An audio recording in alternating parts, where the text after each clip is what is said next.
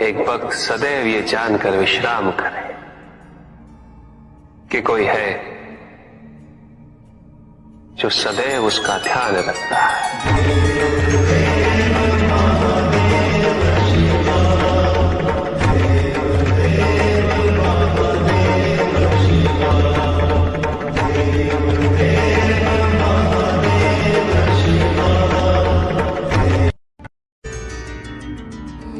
भक्त की भक्ति और उसकी श्रद्धा से प्रसन्न होगा। उसके आराध्य उसे दर्शन अवश्य देते, किंतु कब, किस रूप में और किस परिस्थिति में,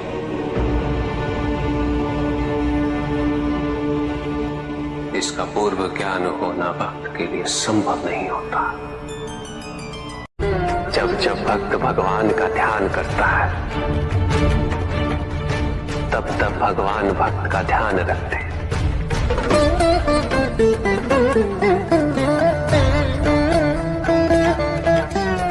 किंतु जिस क्षण भक्त भगवान का ध्यान नहीं करता, तब भी भगवान भक्त का ध्यान रखते हैं। इसलिए तुम्हारा ये कथन उचित है नंदी। मैं व्यस्त हूं और मैं चिरंतन काल से लेके चिरकाल तक व्यस्त रहूंगा। प्रत्येक क्षण प्रत्येक भक्त का ध्यान रखते हैं।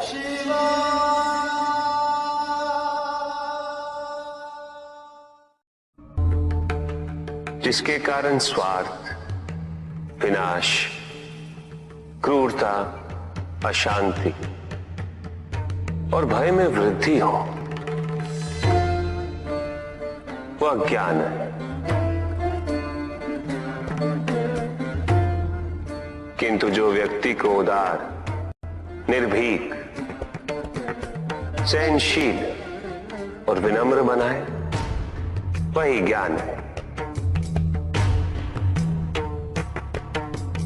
अज्ञान की शक्तियां दुरुपयोग करने हेतु प्रेरित करती हैं, किंतु जो अपनी शक्तियों और अपने सामर्थ्य के प्रति अपने उत्तरदायित्व को समझाए, जो न केवल अपने अपितु अपने से पहले संसार के उद्धार हेतु प्रोत्साहित करे, वो ज्ञान है। ज्ञान का मूल उद्देश्य ही परोपकार है, सृजन है। दूसरों की भावनाओं को समझना, उनका आदर करना, यही ज्ञान है।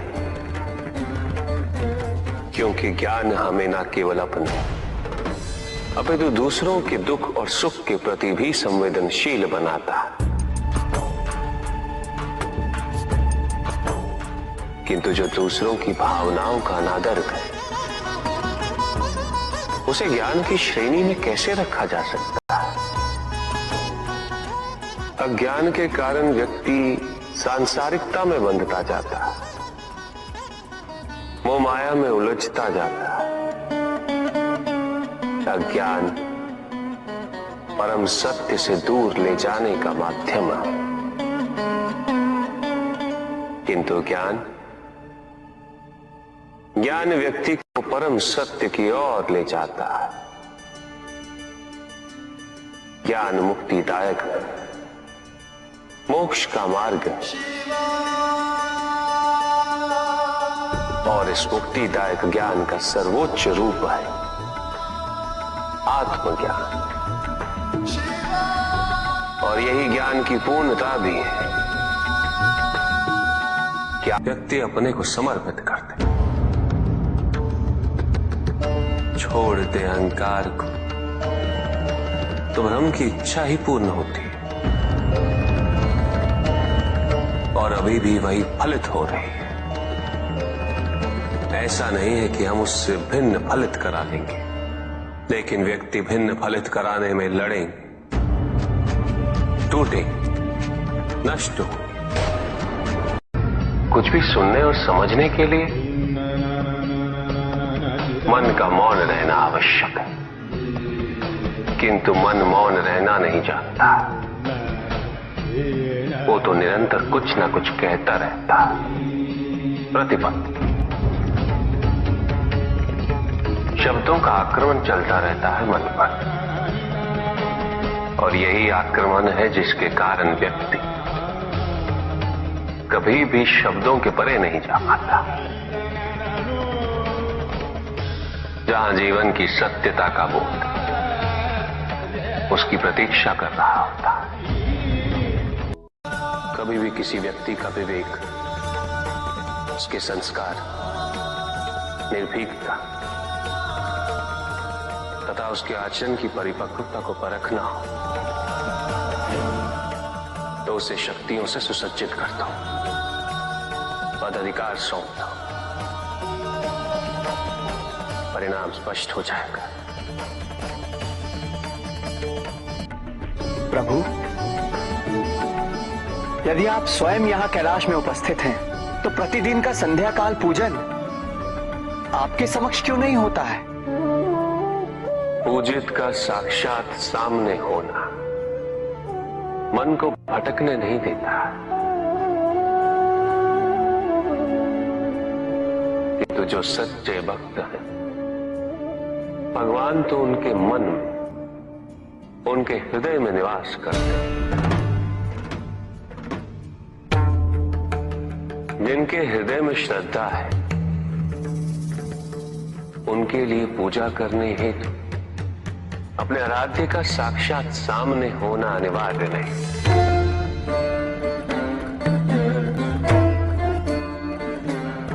वो तो अपने मन के नेत्रों से प्रतिपल उनके दर्शन पा रहे हैं।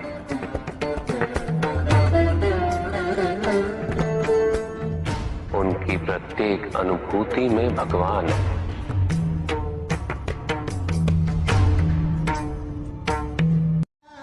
सुख आंतरिक होता है, संतोष आंतरिक होता है।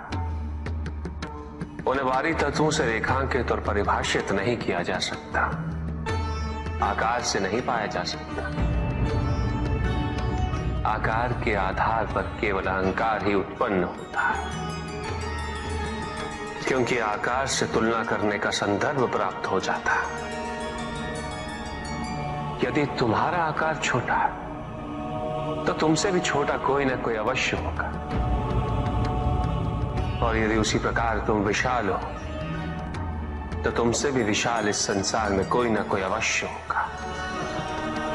इसीलिए शरीर या आकार की तुलना करना कभी भी शाश्वत सुख का आधार नहीं बन सकता। युद्ध किसी व्यक्ति से नहीं गणेश, मानसिकता से होता। युद्ध में संघर्ष अच्छाई या बुराई का नहीं होता, सभी में अच्छाई है और बुराई भी है पुत्र। युद्ध तो विचारधाराओं का होता है। व्यक्ति अपने पराक्रम पर, अपनी क्षमता पर